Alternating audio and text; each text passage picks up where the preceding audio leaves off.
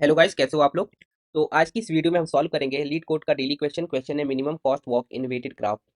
Question hard level का दिया है एंड यस थोड़ा हार्ड हो सकता है ये क्वेश्चन इनिशियली समझने में, बट हम पहले क्वेश्चन को समझेंगे, उसके बाद क्वेश्चन को अप्रोच को समझेंगे। अप्रोच को समझते ही हमें ये क्वेश्चन हार्ड से थोड़ा मीडियम लगने लगेगा एंड सॉल्यूशन पे आएंगे तो ये क्वेश्चन बहुत ही ईजी समझ आएगा। ओके, तो ठीक है, सबसे पहले क्वेश्चन को समझते हैं। क्वेश्चन का जो डिस्क्रिप्शन है वो काफ़ी ज़्यादा बड़ा दिया है, तो एक काम करते हैं, इस क्वेश्चन को हम समझते हैं इसके इनपुट से। देखो, ये क्वेश्चन है ग्राफ के ऊपर। तो ग्राफ में क्या होता है, नोट्स होते हैं। तो एन नंबर ऑफ नोट्स हमारा दिया है एन में, तो हमारे पास एक इनपुट है एन इज इक्वल टू 5, और ये डिनोट करता है कि नंबर ऑफ नोट्स कितने हैं हमारे ग्राफ में। उसके बाद ग्राफ आपस में कनेक्ट होता है एजेस के हेल्प से। तो एजेस की वैल्यू दी गई है। एजेस एक 2D एरे है जिसमें हर एक एलिमेंट खुद भी एक एरे है। इस पर्टिकुलर एरे में पहला एलिमेंट है स्टार्टिंग नोड, दूसरा एलिमेंट है एंडिंग नोड, एंड तीसरा एलिमेंट है उन दोनों का आपस में वेट। फॉर एग्जाम्पल 0 1 7 का मतलब है कि node number 0 and node number 1 आपस में कनेक्टेड है, और उन दोनों का जो वेट है वो है 7। यानी कि 0 से 1 पे जाओगे तो उनका वेट होगा 7। सेकंड एज है 1 3 7, यानी कि 1 और 3 भी आपस में कनेक्टेड है, और इस केस में उन दोनों का वेट है 7, एंड 1 एंड 2 आपस में कनेक्टेड है और उन दोनों के बीच का वेट है 1। एंड देखो, हमें क्या करना है, हमें क्वेरीज मिलेंगी, और ये क्वेरी होगी 2 डायमेंशनल एरे, यानी और इसमें हर एक एलिमेंट खुद भी एक एरे होगा जिसमें दो एलिमेंट होंगे, स्टार्टिंग नोड और एंडिंग नोड। तो अगर 0 एंड 3 दिया है, इसका मतलब है कि ये बताओ, एक क्वेरी है कि ये बताओ, अगर हमें 0 से 3 जाना है तो उन दोनों का आपस में मिनिमम कॉस्ट क्या होगा वॉक करने का। And the meaning of walk is the cost of a walk, the cost of a walk starting at a node u and ending at node b is defined at the bitwise and of the weights of the edges traverse during the walk.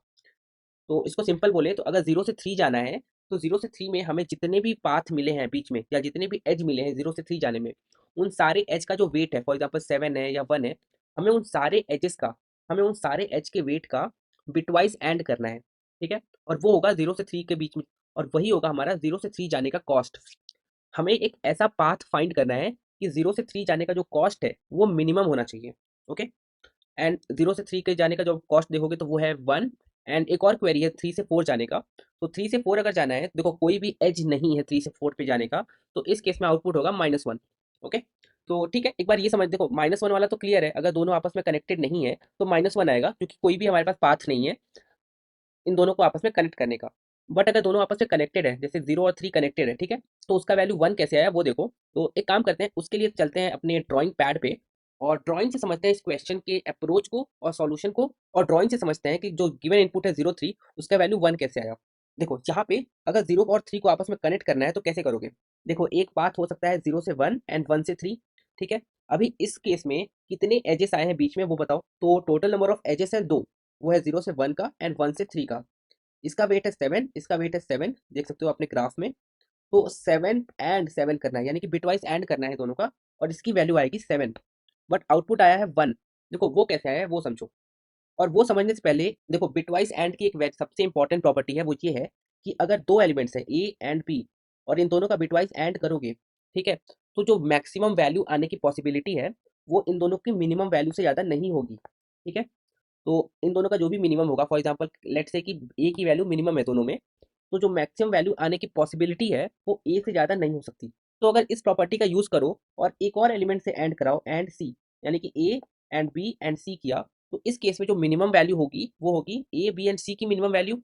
ठीक है, तो हो सकता है कि सी की value ए से कम है, तो आपका जो मिनिमम वैल्यू है इस बार हो जाएगा सी, राइट। अगर एक और वैल्यू से करा दिया आपने बिटवाइज एंड, यानी कि एंड डी किया, और अगर पता चला कि डी की वैल्यू सी से कम है, तो जो हमारी मिनिमम आने की पॉसिबिलिटी है वो फिर से रिड्यूस हो जाएगी। तो यहाँ से एक पैटर्न समझो कि अगर आप बिटवाइज एंड परफॉर्म करोगे, तो जितने ज़्यादा से ज़्यादा एलिमेंट होंगे, आपकी आउटपुट आने की जो पॉसिबिलिटी है वो मिनिमाइज होती जाएगी। तो हम एग्जाम्पल में जो हमें पूछा है कि 0 से 3 जाना है, तो हम डायरेक्टली 0 से 1 एंड 1 से 3 नहीं जाएंगे, क्योंकि इस केस में हम सिर्फ दो एजेस को कवर कर रहे हैं, 0 से 1 का एज 7 एंड 1 से 3 का एज 7। अगर हम पॉसिबल है कि एक और एज कवर कर सकते हैं तो वो भी कवर करेंगे। तो यस, हमारे पास एक और एज है, एंड वो है कि 0 से 1 जाओ, उसके बाद 1 से 2 जाओ, उसके बाद 2 से 1 वापस जाओ, एंड उसके बाद फिर 1 से 3 जाओ। तो इस केस में अगर देखोगे तो हमारे जो पाथ, वॉक करने का पाथ है, उसमें 4 एजेस हैं। ठीक है, एक तो है 7, उसके बाद आता है 1, क्योंकि हमने सेकंड वॉक यहाँ पे किया, उसके बाद फिर से 1 को लेंगे क्योंकि हमने फिर से वॉक किया वापस जाने के लिए, एंड उसके बाद फिर से 7 को लेंगे क्योंकि अब हम 3 पे गए। ठीक है, तो इस केस में हमारे पास 4 नंबर्स है जिनका आपस में बिटवाइज एंड करना है। यानी पहले हमारा केस क्या था कि 7 एंड 7 करना था, तो वैल्यू आ रही थी 7। बट अभी हमें करना है 7 एंड 1 एंड 1 एंड 7, और इसकी वैल्यू आएगी 1।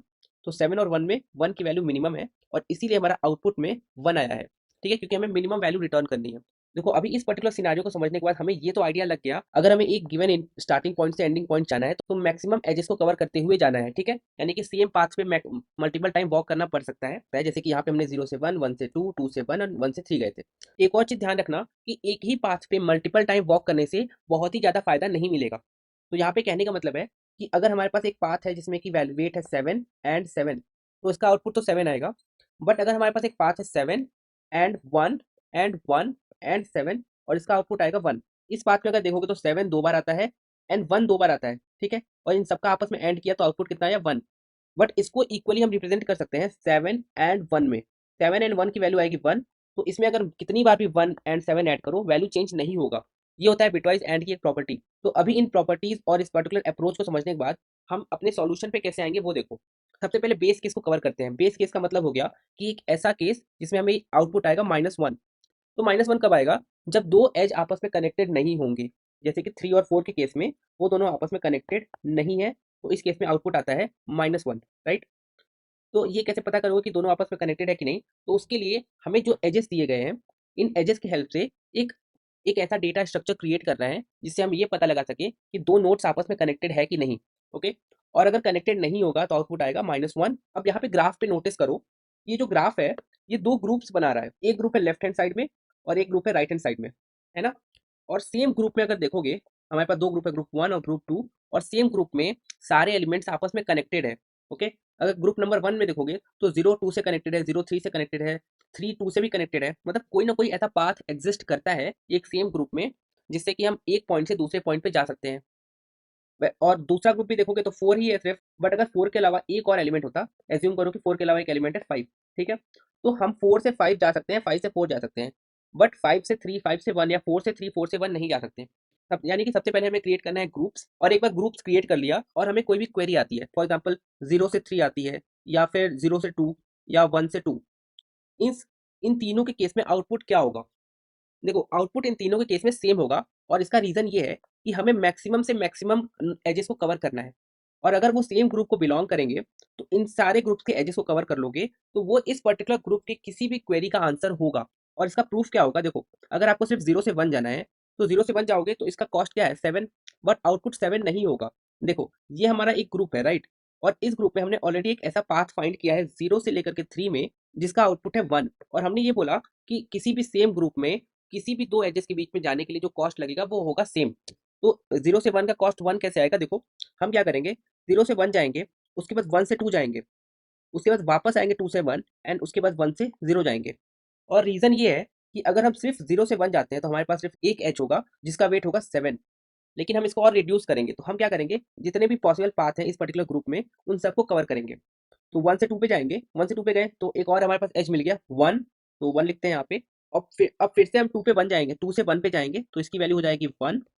अब हम इसके बाद 1 से 3 जा भी सकते हैं और नहीं भी जा सकते। रीजन ये है कि 1 से 3 जाने का जो वेट है वो है 7। 7 ऑलरेडी है हमारे पास, तो या तो आप चले जाओ या तो नहीं जाओगे, दोनों सेम होगा। तो ऑप्टिमाइज करने के लिए लेट्स अज्यूम कि नहीं जाते हैं, तो हमारे पास 3 पाथ है। अब इसके बाद हम डायरेक्टली 1 से 0 पे चले जाएंगे तो एक और 7 इंक्लूड हो जाएगा। तो 7 एंड 1 एंड 1 एंड 7, इन सबका आपस में बिटवाइज एंड करोगे तो वैल्यू आएगी 1। ठीक है, तो ये प्रूफ है। अगर एक ऐसी क्वेरी आती है जिसमें दो एलिमेंट्स स्टार्टिंग इंडेक्स और एंडिंग इंडेक्स अगर सेम ग्रुप के हैं तो उसका आउटपुट होगा जो भी उस ग्रुप का आउटपुट है। तो हमें क्या करना है, हमें सबसे पहले ग्रुप्स क्रिएट करने हैं बेस्ड ऑन हमारे नंबर ऑफ नोड्स कितने हैं, एजेस कैसे कैसे हैं, उस हिसाब से हम ग्रुप्स क्रिएट करेंगे। जैसे यहाँ पे इसने एक और दो ग्रुप क्रिएट किया है, उसके बाद हर एक ग्रुप का एक पर्टिकुलर आंसर होगा, और ये आंसर हम फाइंड करेंगे हर एक ग्रुप के लिए। और फिर जब भी हमारे पास कोई भी क्वेरी आती है तो उस क्वेरी को चेक करेंगे कि क्या दोनों एलिमेंट सेम ग्रुप के हैं। अगर सेम ग्रुप के हैं तो आंसर को रिटर्न कर दो, और अगर सेम ग्रुप के नहीं है तो इस केस में डायरेक्टली -1 रिटर्न कर सकते हो। अभी ये कैसे पता करेंगे कि सेम ग्रुप के हैं कि नहीं? उसके लिए हमें DSU का हेल्प लेना है। DSU का मतलब हो गया डिसजॉइंट यूनियन सेट। ठीक है, अभी ये डिसजॉइंट यूनियन सेट क्या है? देखो ये एक डेटा स्ट्रक्चर है जिसमें हम नोड्स को डिफरेंट ग्रुप्स में कन्वर्ट कर सकते हैं और ये फाइंड कर सकते हैं कि क्या दो गिवन नोड सेम ग्रुप का है या नहीं। देखो उसका बेसिक आइडिया क्या होता है, एक एरे क्रिएट करना है। ओके, हमारे पास एक एरे होगा और एरे में टोटल नंबर ऑफ एलिमेंट्स होंगे गिवन नंबर ऑफ नोड्स। तो अभी हमारे पास 5 नोड्स है, 0 1 2 3 4।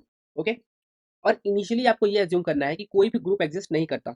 ठीक है, तो हमारे पास 5 एलिमेंट है, 0 1 2 3 4। अभी कोई भी ग्रुप एग्जिस्ट नहीं करता है। ओके, या तो इसको आप ऐसे भी कह सकते हो कि जो जितने भी गिवन एलिमेंट्स हैं वो एक सिंगल सिंगल एलिमेंट का एक ग्रुप है। जैसे एक ग्रुप है जिसमें है 0, एक ग्रुप है 1, एक ग्रुप है 2, एक ग्रुप है 3, एक ग्रुप है 4। ठीक है, तो इनिशियली हमारे पास जितने भी नोड्स दिए हैं वो आपस में एक सिंगल ग्रुप की तरह काम करेगा। उसके बाद हम एजेस पे वर्क करेंगे, और जैसे जैसे एज को हम देखेंगे उस हिसाब से हम ग्रुप्स को क्रिएट करेंगे। और एजेस को प्रोसेस करने से पहले ये समझो कि ये जो एरे क्रिएट किया है ये क्यों किया है। इसमें अगर इंडेक्स नंबर 1 पे देखोगे तो इसकी वैल्यू है 1। ये डिनोट ये करता है कि इंडेक्स नंबर 1 बिलोंग करता है कि ऐसे ग्रुप को जिसका लीडर है 1। उसी तरह इंडेक्स नंबर 3 पे देखोगे तो इसकी वैल्यू है 3। इसका मतलब है कि इंडेक्स नंबर 3 का जो नोड है वो बिलोंग करता है एक ऐसे ग्रुप को जिसका लीडर है 3। तो इनिशियली हमारे पास 5 ग्रुप है और हर एक ग्रुप में एक लीडर होना चाहिए। ओके, तो अभी देखो सारे ग्रुप में एक एक एलिमेंट है तो सारे का लीडर वो खुद होगा। बट जैसे जैसे हम एजेस को कवर करते जाएंगे लीडर चेंज होता जाएगा। देखो कैसे, सबसे पहले जो हमारा एज है वो है 0 से 1 का, 0 से 1, और उन दोनों का आपस में वेट है 7। ठीक है, अभी वेट पे बाद में आएंगे। सबसे पहले 0 से 1 का एक ग्रुप क्रिएट करो। तो जब 0 से 1 का एक ग्रुप क्रिएट किया तो इस केस में इन दोनों में आपस में एक लीडर चूज करना है। अब इन दोनों में कोई भी लीडर हो सकता है। तो देखो हमने कौन सा नोड चूज किया है, 0 और 1। तो लेट्स से कि हमने बोला कि ठीक है इस ग्रुप का जो लीडर होगा वो होगा 1। तो इस केस में इंडेक्स नंबर 1 पे कोई चेंज नहीं आएगा, बट इंडेक्स नंबर 0 पे 0 के बजाय हम यहाँ पे लिख देंगे 1। अभी यहाँ से हमें ये समझ आता है कि देखो इंडेक्स नंबर 0 इसका लीडर है 1, इंडेक्स नंबर 1 इसका लीडर है 1। तो 0 और 1 सेम ग्रुप का पार्ट है। हम यहाँ से क्लियर हो सकते हैं। ओके, नेक्स्ट हमारे पास एक और इनपुट आता है 1 से 3 का, और इसका वेट है 7। वेट को फिर से इग्नोर कर दो फिलहाल के लिए, और 1 से 3 का एक ग्रुप बनाओ। तो 1 और 3 आपस में एक ग्रुप बन जाएगा। इस केस में अगेन हमें एक लीडर चूज करना है। तो ठीक है, लीडर 1 से 3 में हमने चूज किया 1 को। तो इस केस में इंडेक्स नंबर 3 पे जो ऑलरेडी जिसकी वैल्यू है 3 अभी, वो चेंज हो जाएगा और ये हो जाएगा 1। अब यहाँ पे से हमें ये समझ आता है कि इंडेक्स नंबर 3 यानी कि नोड नंबर 3 का एक ऐसे ग्रुप को बिलोंग करता है जिसका लीडर है 1। तो यहाँ से हमें ये समझ आ गया कि index number 0, index number 1, index number 3 तीनों का लीडर सेम है। और अगर तीनों का लीडर सेम है यानी कि तीनों सेम ग्रुप में है। अभी एक और इनपुट को प्रोसेस करना है और वो है 1 से 2 का। तो 1 से 2 को भी प्रोसेस करते हैं। देखो जब 1 से 2 को प्रोसेस किया तो 1 और 2 का आपस में ग्रुप बनेगा, राइट। और इस ग्रुप में एक लीडर चूज करेंगे, है ना। तो लीडर क्या होगा, 1 होगा। एंड हम इस केस में क्या करेंगे, इंडेक्स नंबर 2 पे जिसकी वैल्यू है 2, ये चेंज कर दो 1 से। ठीक है, तो यहाँ पे अगर देखोगे तो index number 0, index 1, index 2, index 3, इन सब का ग्रुप लीडर सेम है, 1 1 1 1। और ये चीज ये बताता है कि ये सब एक ही ग्रुप को बिलोंग करते हैं। ठीक है, इनका लीडर 1 है, आंसर 1 नहीं है, लीडर 1 है। आंसर हम फाइंड करेंगे अलग से। लीडर फाइंड कर लिया, लीडर फाइंड कर लिया तो हमें ये समझ आ गया कि ये सब एक ही ग्रुप के पार्ट है। तो यहाँ से हम अपने एच केस को कवर कर सकते हैं। ये पहले चेक करके कि गिवन दोनों स्टार्टिंग और एंडिंग इंडेक्स अगर डिफरेंट ग्रुप के हैं तो उनका लीडर भी डिफरेंट होगा। डिफरेंट लीडर है तो आउटपुट आएगा -1। सेम लीडर है तो उसके लिए हम डेटा डिक्शनरी क्रिएट करेंगे और डिक्शनरी में हर एक लीडर का अपना अपना एक आंसर होगा। तो ठीक है, इसको अब इंप्लीमेंट करना स्टार्ट करते हैं और इंप्लीमेंट करते टाइम हम जो भी बाकी क्वेश्चंस होंगे वो क्लियर हो जाएंगे। सबसे पहले देखो देखो ये हमारा इनिशियल कोड है। अभी सॉल्यूशन क्लास को बाद में इंप्लीमेंट करते हैं। इसके ऊपर एक और क्लास क्रिएट करेंगे, क्लास यूनियन फाइंड। देखो यूनियन फाइंड के अंदर हम इंप्लीमेंट करेंगे डीएसयू डेटा स्ट्रक्चर यानी कि डिसजॉइंट सेट यूनियन। ठीक है, सबसे पहले इसको इनिशियलाइज करेंगे def underscore underscore init underscore underscore, और इसके अंदर सेल्फ को पास करेंगे। उसके बाद एन, एन मतलब नंबर ऑफ नोड्स।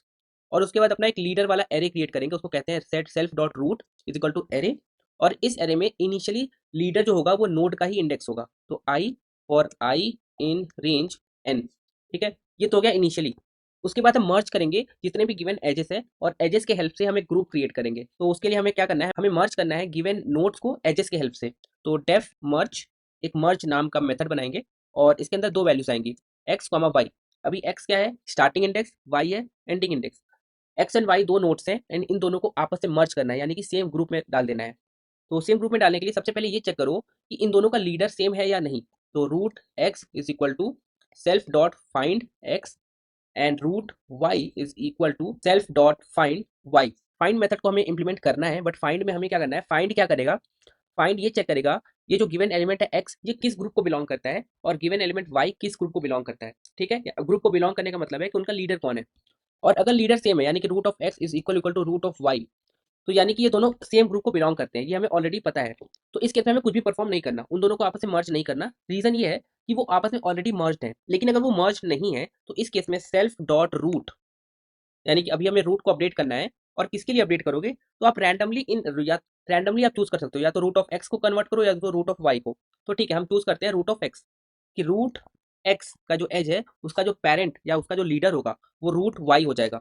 यानी कि वाई, अब यहाँ पे देखो इसका इस लाइन का मतलब क्या हुआ, देखो इस लाइन पे हम तभी आएंगे जब एक्स और वाई डिफरेंट ग्रुप्स में होंगे। ठीक है, इनिशियली सब डिफरेंट ग्रुप में, एक्स अगर 0 है, वाई अगर 1 है, तो रूट एक्स क्या होगा, रूट एक्स होगा 0, रूट वाई होगा 1। तो दोनों डिफरेंट होगा, यानी कि 0 और 1 आपस में अभी डिफरेंट ग्रुप्स में है, तो यहाँ पे रिटर्न नहीं होगा। और हम इस पर्टिकुलर लाइन पे आएंगे, इस पर्टिकुलर लाइन पे सेल्फ डॉट रूट को अपडेट करेंगे और इसमें हम ये बोलेंगे कि जो 0 का लीडर है उसको 1 बना दो। यानी कि इस लाइन को एग्जीक्यूट होने के बाद सेल्फ डॉट रूट में 0 इंडेक्स पे वैल्यू हो जाएगी 1। ठीक है, यानी कि इंडेक्स 0 इंडेक्स 1 का जो लीडर है वो है 1। तो दोनों आपस में हो गए मर्ज। अब फाइंड कैसे करेंगे कि उनका पेरेंट कौन है, देखो फाइंड फंक्शन को तो फाइंड मेथड को इंप्लीमेंट करते हैं, def find self comma x. ठीक है, कोई भी गिवन एलिमेंट को फाइंड करो कि इनका रूट या फिर इनका लीडर कौन है। तो उसके लिए हम चेक करेंगे कि इफ सेल्फ डॉट रूट और इसके अंदर पास करो एक्स, तो यहाँ से हमें क्या मिलेगा, उसका लीडर मिलेगा। और अगर इसका लीडर का वैल्यू एक्स के इक्वल नहीं है, तो यानी कि इसका लीडर कोई और है, इसका लीडर खुद वो वैल्यू नहीं है। अगर ये इक्वल नहीं है तो इसको इक्वल कर दो सेल्फ डॉट फाइंड के, और इस बार फाइंड करो सेल्फ डॉट रूट का एक्स। देखो ये कोड कैसे काम करेगा, देखो एज्यूम करो कि हमारे पास एक एरे है 0 1 2 3 4। ठीक है, तो 0 का जो लीडर है वो हो गया 1। ठीक है, तो इस केस में ये कंडीशन ट्रू हो जाएगी क्योंकि सेल्फ डॉट जीरो जो कि है 1 वो 0 के इक्वल नहीं है। राइट, अभी इस केस में क्या होगा कि self dot root of x, यानी कि इस वैल्यू को हमें रिटर्न करना है और इस वैल्यू को हमें मेक श्योर करना है कि ये वैल्यू लीडर के वैल्यू के इक्वल है। ओके, तो उसके लिए हम क्या करेंगे, फिर से फाइंड करेंगे कि ये बताओ 1 का लीडर कौन है, क्योंकि हो सकता है कि 1 का लीडर कोई और हो और हमें अल्टीमेटली जो सबसे बड़ा लीडर है सेम ग्रुप में उसको रिटर्न करना है। तो उस केस में हम क्या करेंगे, सेल्फ को डॉट फाइंड को फिर से कॉल करेंगे और उसके अंदर वैल्यू पास करेंगे 1। और जब 1 पास करोगे तो x की वैल्यू हो जाएगी 1, self dot root of x की वैल्यू भी होगी 1। ये दोनों इक्वल होगा, और ये दोनों जब इक्वल होगा तो इस केस में हम डायरेक्टली रिटर्न करेंगे, इफ के अंदर नहीं आएंगे, तो return self dot root of x। तो 1 रिटर्न होगा, और जब 1 रिटर्न होगा तो जो इनिशियल हमारा कॉल था 0 के साथ उसके लिए भी 1 रिटर्न हो जाएगा। तो 0 का जो पेरेंट है या 0 एक ऐसे ग्रुप में बिलोंग करता है जिसकी वैल्यू है 1, या फिर जिसका पेरेंट है या लीडर है 1। तो ठीक है, हमारा DSU डेटा स्ट्रक्चर क्रिएट हो गया। अब हम अपने सॉल्यूशन पे आते हैं। सॉल्यूशन में सबसे पहले हमें ग्रुप्स क्रिएट करने हैं। राइट, तो union is equal to union find को कॉल करो। यूनियन फाइंड में यूनियन फाइंड में एन को सेंड कर दो, एन मतलब नंबर ऑफ नोड्स। उसके बाद एक डेटा डिक्शनरी क्रिएट करो, आगे देखेंगे कि कहाँ यूज करेंगे इस डेटा डिक्शनरी को। एंड उसके बाद for u comma v comma डब्ल्यू इन एजेस। तो एजेस में हमारे पास 3 एलिमेंट है, starting index, ending index and weight. देखो अभी हमें सबसे पहले मर्ज करना है एजेस को, ग्रुप्स क्रिएट करने हैं, तो वेट का कोई भी काम नहीं है, सिर्फ सिंपल मर्ज को कॉल करो, यूनियन डॉट मर्ज, मर्ज में पास करो यू कॉमा वी। ठीक है, एक बार जब सब आपस में मर्ज हो गए तो उसके बाद हमें क्या करना है, उसके बाद हमें मेक श्योर करना है कि हम जितने भी लीडर्स हैं, अगर हमारे पास 2 लीडर या 3 लीडर है, नंबर ऑफ लीडर्स का मतलब हो गया नंबर ऑफ ग्रुप्स, उन सारे ग्रुप्स का एक आंसर क्रिएट करें और उसको स्टोर करें अपने डेटा डिक्शनरी में। ठीक है, तो एक काम करते हैं, एक फिर से एक लूप चलाते हैं, for u comma v comma डब्ल्यू इन एजेस। और इस बार हम रूट फाइंड करेंगे या लीडर फाइंड करेंगे हर एक स्टार्टिंग इंडेक्स का। तो यूनियन डॉट फाइंड किया, फाइंड में हमने बोला कि यू का फाइंड करो यानी स्टार्टिंग इंडेक्स का फाइंड करो। एंड अगर उसका जो रूट है वो इक्वल है यूनियन डॉट फाइंड वी के, यानी कि उन दोनों का जो रूट है वो इक्वल है, सिर्फ उसी केस में हम आंसर को क्रिएट करेंगे। अगर वो इक्वल नहीं होगा तो हमें पता है कि उस केस में आंसर -1 आएगा। तो अगर दोनों इक्वल है तो उस केस में हम उस पर्टिकुलर ग्रुप का आंसर क्रिएट करेंगे। तो आंसर कैसे क्रिएट करोगे, देखो इफ रूट जो भी लीडर है वो ऑलरेडी हमारे डेटा में है, तो उस केस में हम कुछ करेंगे बट इनिशियली नहीं होगा। राइट, तो उसके लिए हम क्या करेंगे, जब नहीं होगा तो डेटा ऑफ रूट क्रिएट करेंगे और इसको इनिशियलाइज कर देंगे डब्ल्यू से, इनिशियली जो भी हमारा वेट होगा। और जब नेक्स्ट टाइम जो भी नेक्स्ट दूसरा वेट आएगा, कोई भी और वेट आएगा उस पर्टिकुलर ग्रुप का, तो उस केस में डेटा ऑफ रूट अपडेट हो जाएगा, is equal to data of root and डब्लू। तो यहाँ पे हमने बिटवाइज और किया, तो यहाँ पे हमने बिटवाइज एंड परफॉर्म कर दिया, जितने भी एजेस आएंगे किसी भी पर्टिकुलर ग्रुप के उन सब के एजेस के वेट में, और असाइन किया इसको हमने लीडर की पे। तो डेटा डिक्शनरी के अंदर एक की होगा, वो हमारा होगा लीडर की वैल्यू या रूट की वैल्यू, और इसकी जो वैल्यू होगी वो होगा बिटवाइज एंड उसके सारे एजेस का। तो अब हम डायरेक्टली अपने क्वेरी पे आ सकते हैं। पहले एक एरे क्रिएट करते हैं, answer is equal to empty array या एम्प्टी लिस्ट। उसके बाद for u comma v in query. ठीक है, अब हमें ये चेक करना है कि इन दोनों का लीडर कौन है। ठीक है, root of u is equal to union dot find, find करते हैं यू के लिए और इसी को कॉपी करो और वी के लिए भी फाइंड करो। ठीक है, तो वी के लिए भी फाइंड करते हैं, और अगर दोनों सेम नहीं हुआ, root of u is not equal to root of v, तो इस केस में हम अपने आंसर में अपेंड करेंगे -1। बट अगर इक्वल हुआ तो इस केस में हम अपने आंसर में अपेंड करेंगे लीडर की वैल्यू, तो दोनों का लीडर सेम है, तो ठीक है, डेटा में से उस लीडर का आंसर फेच करो, तो data of root of u, ये रूट ऑफ यू करो या रूट ऑफ वी करो सेम ही होगा, और आंसर एरे हमारा क्रिएट हो जाएगा। इसी आंसर को हमें रिटर्न करना है, रिटर्न आंसर, और ये हो गया हमारा कंप्लीट कोड। ठीक है, एक बार आपको कोड दिखा देता हूँ रन कराने से पहले। तो यूनियन फाइंड का कोड, कंप्लीट कोड कुछ ऐसा दिखेगा, और जो हमारा सॉल्यूशन होगा वो कुछ ऐसा दिखेगा। तो थोड़ा सा स्क्रॉल करता हूँ, आप कंप्लीटली पॉज करते हुए देख लेना। और इसको रन कराने से पहले एक छोटा सा जो मिस्टेक है वो सही करते हैं। यहाँ पे मैंने कैपिटल डब्ल्यू लिखा है, स्मॉल डब्ल्यू होगा क्योंकि हमने स्मॉल डब्ल्यू क्रिएट किया। इसको अब रन कराते हैं। रन कराने पे हमारा सैंपल टेस्ट केस पास हो जाना चाहिए, यस पास हो गया। एंड इसी को सबमिट कर दोगे तो सारे टेस्ट केसेस पास हो जाएंगे। तो सारे टेस्ट केसेस पास होने का मतलब है इस पर्टिकुलर क्वेश्चन को हमने सॉल्व कर लिया। यस, सारे टेस्ट केसेस पास हो गए। तो आई होप आपको ये एक्सप्लेनेशन इस पर्टिकुलर क्वेश्चन का अच्छा लगा होगा, समझ आया होगा। और समझ आया तो लाइक कर देना, सॉल्यूशन पसंद आया तो भी लाइक कर देना, और अगर सब्सक्राइब नहीं किया है चैनल को तो सब्सक्राइब कर लेना। और एक छोटा सा एडवाइस है गाइस, जब हार्ड क्वेश्चंस को सॉल्व करना है ना, या फिर मीडियम लेवल ऑफ क्वेश्चंस को सॉल्व करना है, तो सॉल्यूशन से ज़्यादा फोकस करना है अप्रोच पे। देखो सॉल्यूशन आपको बहुत आसानी से मिल जाएगा, आप जाओगे इस पर्टिकुलर सॉल्यूशन सेक्शन में आपको सब कुछ मिल जाएगा। इंट्यूशन भी बताते हैं वो। बट जब तक इंट्यूशन या अप्रोच आप एक्चुअली नहीं समझोगे, तब तक क्वेश्चन को सॉल्व नहीं कर पाओगे। या वो या तो मुझसे समझो या तो किसी से भी समझो जिसका भी आपको समझ आता है, बट मेक श्योर करो कि अप्रोच जरूर समझो। आई मीन ये मेरा एक एडवाइस है, ये मेरा एक्सपीरियंस है क्वेश्चन को सॉल्व करते करते। तो ठीक है गाइस, आज की इस वीडियो में सिर्फ इतना ही, और मैं आपसे मिलता हूँ अगली वीडियो में। Thank you for watching guys.